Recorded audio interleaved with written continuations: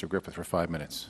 Thank you, Mr. Chairman. I was a little bit surprised that you said people, that you talk to, there's an excitement out there. The excitement that I'm finding in my district is kind of like the excitement that Mr. Olson found in his district in Texas, is that people are scared and they're concerned.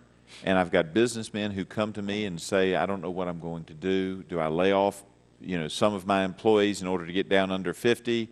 What do I do? Of course, the Commonwealth of Virginia, which I represent, has indicated that they're going to have all of their part-time employees go under 29 hours so that they won't have to cover them on insurance. And,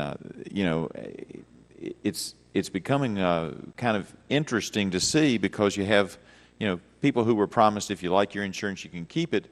But just recently, I think within the last 48 hours, a proposal passed in the state of Washington out of the Senate. It's probably not going to pass the House, but it passed out of the state of Washington, where they currently cover employees down to 20 hours, but they're going to take their state employees and move them into the exchanges, is the proposal under the plan.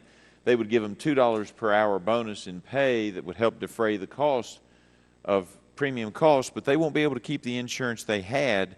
And I wonder what your thoughts are on that folks are being forced out of the plans they like because the states, and look, let's face it, if the states can't afford it, a lot of businesses can't afford it either.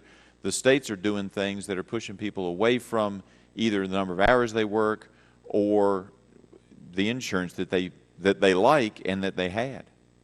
Well, first of all, the law does provide that grandfathered plans are not subject to most of the provisions of the Affordable Care Act. So it is possible for employers to keep the plan that they like. If they had a plan in place before and it's not changed significantly, they can keep the insurance that they well, the employer can keep it, but in this case they're looking at moving the employees off of that plan and into the exchanges, because it will save the state of Washington $120 million. Well, obviously I don't know specifically what's happening in Washington. I think there are a great number of factors that go into employers' decisions about how many hours their employees work and how many employees they employ. Healthcare is certainly one of those, but we know that under the existing system, which has been broken, employers have found it difficult or impossible to get affordable coverage, particularly with a small employer. Just one employee who has a serious illness can drive the cost for that employer to the point where the employer can no longer afford to provide that coverage. That can no longer happen under the Affordable Care Act. Well, let me tell you what's going on. I mean, I will tell you that the excitement that you referenced is excitement of the negative, not excitement of the positive. And I'm going to quote now from the Olympian, their .com or their online publication, because they go on to cite worker-friendly lawmakers, talking about that same bill, but this person was opposed to that bill. Worker-friendly lawmakers such as Democratic Senator Karen Frazier of Thurston County called the bill, quote-unquote, premature. Why, you ask? Because the precise benefits, again quoting Ms. Frazier, Senator Frazier, because the precise benefits available under the exchanges are still unknown.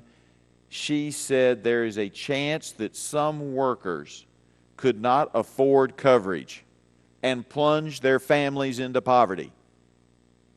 Now, that's a Democratic state senator in the state of Washington who fears putting state workers into the exchanges because they won't be able to afford the coverage. How can you tell the American people, and how can you tell Senator Frazier that she's wrong and that she has no reason to be feared? And is that the kind of excitement you're hearing? Because that's the kind of excitement I'm hearing in my district. And obviously Senator Karen Frazier of the state of Washington, a member of the Democratic Party, has that same fear coming to her from her constituents. How do you respond to that, sir? Well, I don't know about her particular concerns. What I do know is that under the Affordable Care Act, tax credits will be available to people that will make insurance coverage more affordable beginning in 2014 than it is today. And that argument was made on the floor in the state of Washington, and Ms. Frazier wasn't convinced. Thank you, sir. I yield back my time. Gentleman yields back. We now recognize